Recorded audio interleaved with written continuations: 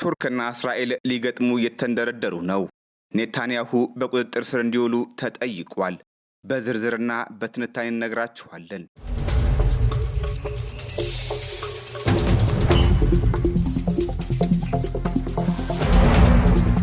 እስራኤልና ቱርክ የገቡበት የቃላት ጦርነት ከፍ ወዳለ ደረጃ ተሸጋግሮ በርካቶችን ስጋት ውስጥ ከቷቸዋል።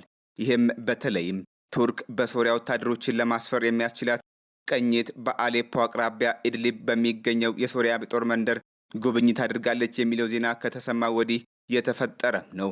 የእስራኤል ጦር በቦታው ድብደባ ሊያደርግ እንደሆነ የአህመድ አልሻራ አስተዳደር ጥንቃቄ እንዲያደርግ ተደጋጋሚ ጥሪዎችን አድርጌ ነበርም ብሏል። ስለሆነም በቀጠናው የሶሪያ መደበኛ ጦር እንዳይንቀሳቀስ መልእክት ቢላክም ቅቡልነት ያላገኘ በመሆኑ ድብደባ አድርጌያለሁ ነው ያለው የእስራኤል ጦር።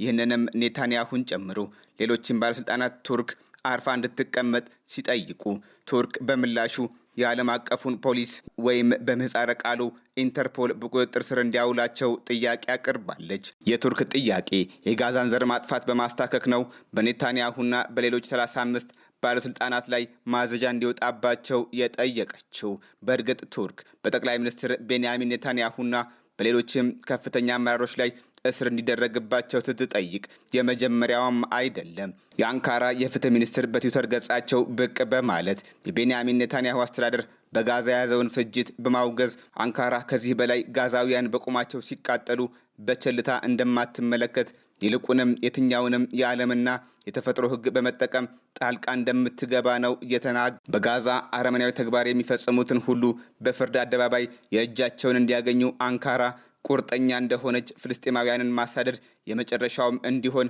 እናደርጋለን ነው ያሉት። የቱርክ ዛቻ ይፋ የሆነው የእስራኤል መከላከያ በሶሪያ ምናልባት የቱርክ ጦር ሊሰፍርበት የሚችል ነው ተብሎ በተገመተው አቡ አልዱሃር በተባለው የአየር ማዘዣ ላይ ጥቃት ከደረሰ በኋላ ነው። ይሁን እንጂ ቱርክም ይሁን ሶሪያ ከተለመደው ወታደራዊ ትብብር የዘለለ በስፍራው ልዩ ተልዕኮ እንደሌላቸው ተናግረዋል።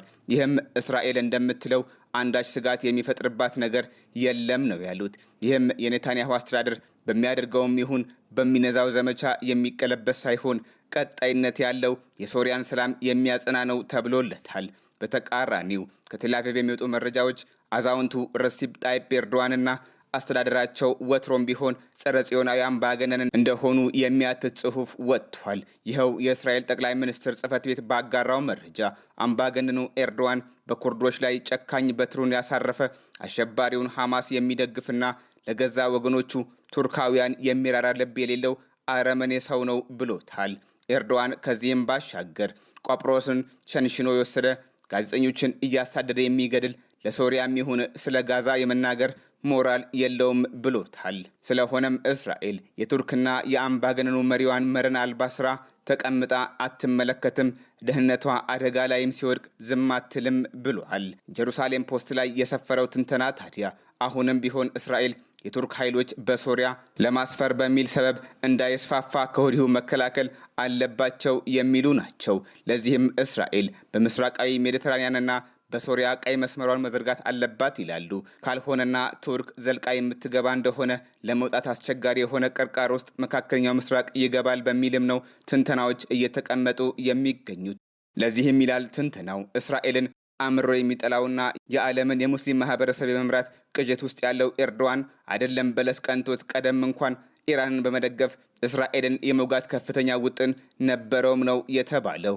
ይኸው ትንተና አክሎ ረሲፕ ጣይፕ ኤርዶዋን የመካከለኛው ምስራቅን ለማናወጥ እስላማዊ ኔቶ ለማደራጀት የሚሰራው በጎን የሰሜን አትላንቲክ ጦር ቃል ኪዳን ድርጅት ኔቶ አባል መሆኑን እንኳን ሳያስበው ነው በሚልም ነው የተቀመጠው።